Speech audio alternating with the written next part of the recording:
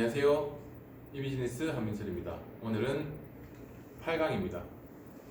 오늘은 박람회에 대한 이야기를 해볼 건데요. 되게 멋진 일인 겁니다. 박람회라는 게요.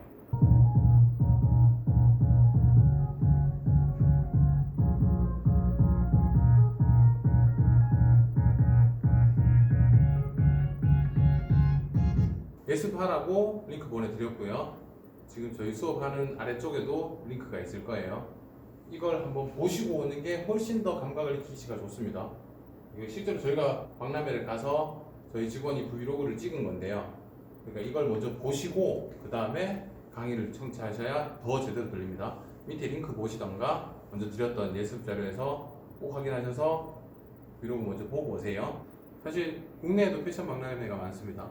여러분들이 나중에 취업을 하셔가지고 패션 회사에 들어가시게 되면 박람회에 참가하는 회사에서 근무를 하실 수도 있고요. 아니면 박람회 가서 어떤 물건을 사는 MD나 바이어가 되실 수도 있어요. 벤더사가 되실 수도 있고요.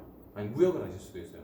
그러니까 패션 쪽에서 패션 관련 박람회를 자주 보러 가고 그쪽에 참가도 자주 하는 편이에요. 뭐 조금 더 멋진 얘기를 하면 뭐 뉴욕의 패션위크라든가 아니면 라스베가스의 쇼라든가 도쿄의 3대 박람회라든가 뭐 그런 것들에 한번 가보실 수 있는 기회들도 틀림없이 생길 거예요. 계속 이런 일을 하시다 보면. 그러면 박람회에 나가서 우리가 어떻게 구경을 해야 되겠다 또 배워야 되겠지만 역으로 박람회를 참가하는 업체들은 어떤 마음으로 박람회에 나갈까를 조금 보자는 거죠. 박람회를 좀 알고 가는 게 좋습니다. 박람회 많이들 다녀보셨죠? 여기저기. 그러면 그 사람들은 어떻게 나왔는지가 조금 궁금하셔야 돼요. 지금 보시는 건요 작년이고요. 도쿄 패션 월드라고 하는 일본의 3대 박람회입니다. 그 중에 박람회에 저희 회사가 참가를 했었던 상황인 거고요. 지금 보시는 바와 같이 규모가 굉장히 큽니다.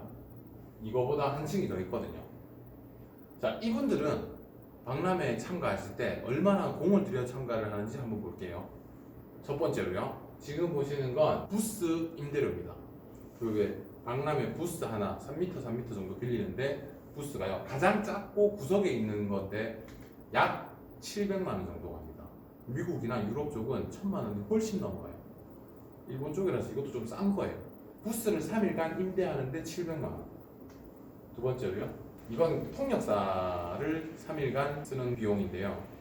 우리가 아무리 뭐 영어를 잘한다 하더라도요. 보통 일본에 가면 일본 통역사가 필요해요. 중국 가면 중국 통역사가 필요하고요. 그래서 통역사를 거의 쓰기 마련인데 통역사를 쓰는 이유 중에 통역을 하기 위해서 쓰기도 하지만 그 나라, 그 동네, 그 시장의 특성을 꽤 잘 알고 계시는 통역사분들이 많아서 그분들이 오히려 저희한테 과외 선생님이 돼주기도 하거든요. 통역사를 잘 만나야 돼요. 그래서 통역사 빌리는 비용이 80만 원. 그리고 숙소가 필요하겠죠? 보통 참가할 때 2명 내지 3명이 참가를 많이 해요. 혼자 오시는 분들도 있던데 그래도 좀 제대로 갖춰서 가는 회사들은 2명 내지 3명이 참가를 합니다. 그러면 그분들이 숙소가 필요하겠죠? 호텔을 깍 빌려주면 더 비싸요. 그래서 요즘 에어비앤비나 이런 게 너무 잘 돼 있어서 집을 하나 째로 빌리는데 3일간 집을 빌리는데 3일은 아니네요. 한 4, 5일 빌렸는데 한 80만 원 돈이 듭니다.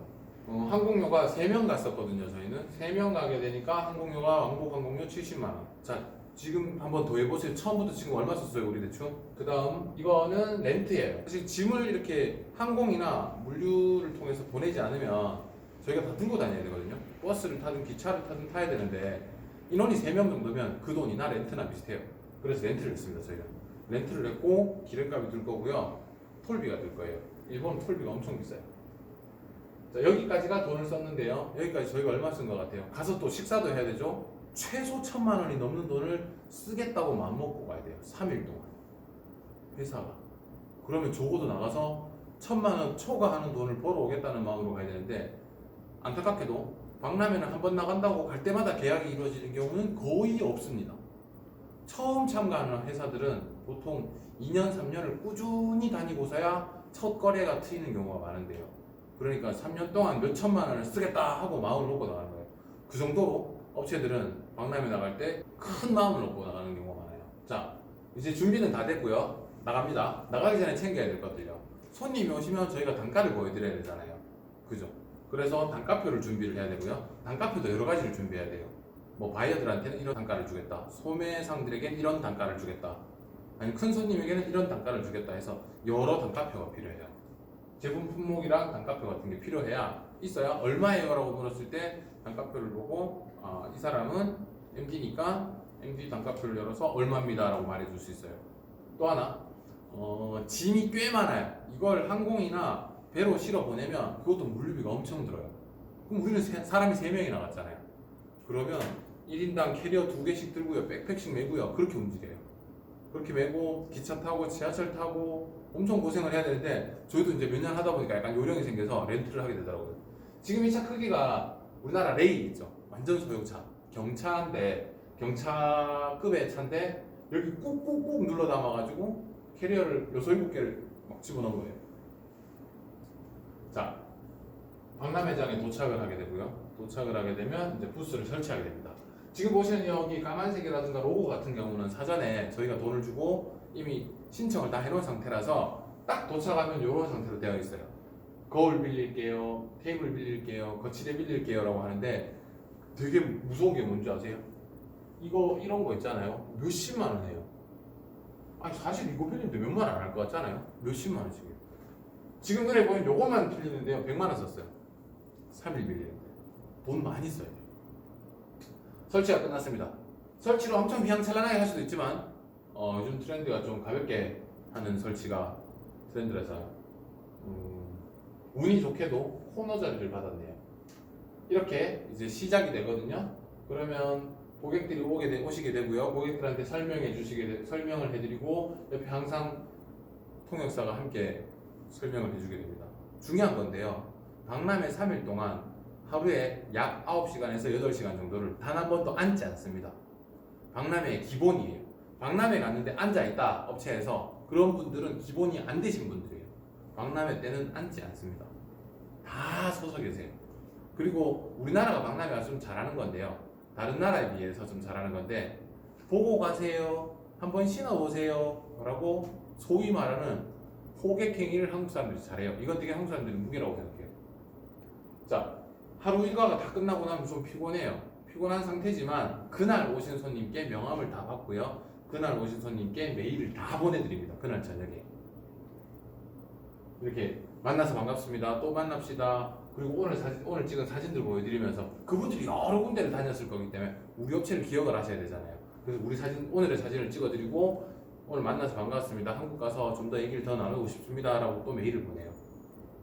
이걸 3일 동안 매일 하루 종일 서 있다가 집에 가서 메일 보내고 하루 종일 서 있다가 집에 가서 메일 보내고를 3일간 반복을 하면 엄청 피곤해요. 이분들은 진짜 큰 마음으로 나오신 거예요. 놀러 나오신 분들이 아니란 말인 거죠.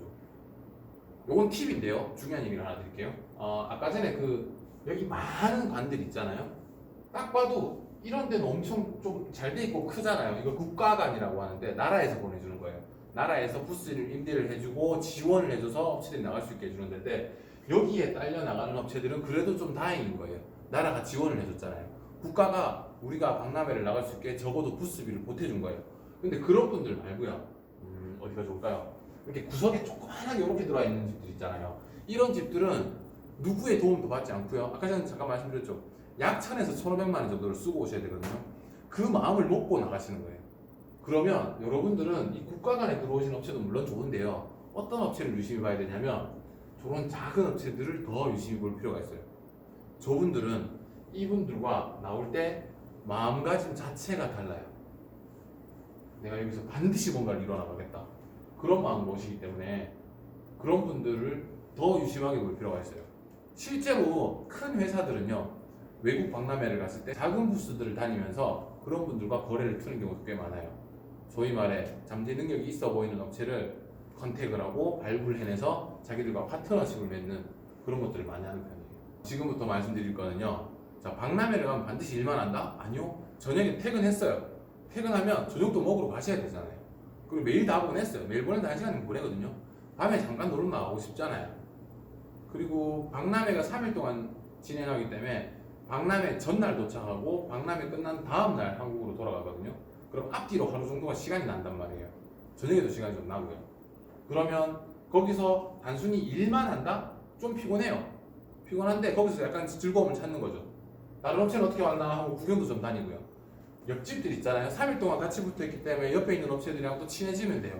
너 어디서 왔니? 넌 어떤 상품이니? 하고 막 친해지다 보면 보세요. 한 번 나올 때 박람회 때 800개 업체 정도가 들어와요. 그러면 그 업체는 그분들도 뭔가를 판매하기 위해서 오신 거잖아요. 뭔가 수출하기 위해서. 우리도 수출하러 왔지만 잘 보면요. 그분들하고 저희하고 서로가 서로에게 고객이 되어줄 수도 있어요. 파트너가 되어줄 수도 있는 거고요. 그러니까 이분들하고도 잘 지내셔야 돼요. 근데 이걸 일이라고 생각하면 힘든데요. 그냥 편하게 친구 사귄다? 할 수도 있는 거죠. 그냥 단순히 일한다고 생각하지 말고 이렇게 좀 즐겁게도 일하시고요. 혹시 여기 어딘지 아시는 분? 혹시 일본 애니메이션 중에 슬램덩크라고 아세요? 제가 제일 사랑하는 만화인데요. 저한테는 성지 같은 곳이죠. 슬램덩크에서 강백호라는 남자 주인공이 여기 이렇게 모래사장을 걷는 그 장면이에요. 요 포함한데요. 도쿄에서 얼마 안 멀어요. 그럼 박람회 끝나고 박람회 마지막 박람회 전후로 이런데 잠시 이제 한국으로 돌아가기 전에 잠깐 들러볼 수 있어요. 짬이 난다면요. 렌트카도 있잖아요. 좀 멋진 일인 것 같아요. 뭐냐면요. 사실 잘하면서 제일 많이 느끼는 생각 중에 회사로 사회로 세상 밖으로 나와서 제일 많이 느낀 게 세상은 역시 공평하지 않구나, 페어하지 않구나 라는 생각들을 좀 많이 하는 편인 것 같아요. 근데 박람회는요 진짜 노력하고 애쓴 만큼 표시가 나는 그런 일인 것 같아요. 업체가 800개나 들어오기 때문에 서로 친구가 되면 나중에 파트너가 될 수도 있어요. 같은 박람회를 3년을 다녀야 소출이 생겨요. 그렇기 때문에 좀 쉬운 일은 아닌데요. 그래서 3년 동안 다닐 수 있으면 여러분들이 그 회사 직원이면 3년 동안 적어도 해외여행 하실 수 있네요. 그리고 외국인 친구도 사귈 수 있고요. 돈 벌면서 해외여행 다닌다 생각하면 엄청 재밌는 일이 될 거예요. 박람회를 계속 나가는 업체에 다니면 해외 근무를 엄청 많이 하게 되죠.